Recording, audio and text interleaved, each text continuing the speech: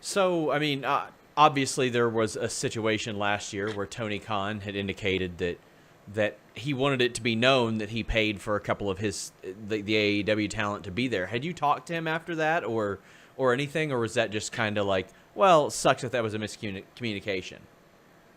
It wasn't a miscommunication. Tony has my number, and honestly, I would have preferred that he reached out privately on that if he had any issue with it. The fact that he went public with something, and the other part of the equation was he talked about stuff without giving the other end of the equation, and the other end of the equation I've never talked about publicly. So it would be like if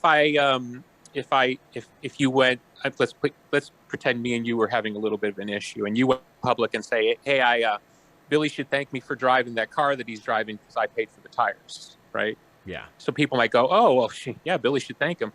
If I tell you the other end of the deal that was made, well, that does sound like it is kind of a one-way street, but that's not the deal that we made. So I've never talked about the other end of the deal. I don't think I should talk about the other end of the deal, Sure. but let's put it this way. There was another end of the deal that he conveniently didn't mention.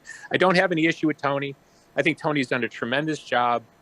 Tony's made it easier for me to operate in wrestling. When I go into business meetings with networks and talk to them, they look at AEW's success as a indication that the market is shifting, that WWE doesn't control the market like they did for 20 years. So I can only thank Tony for me.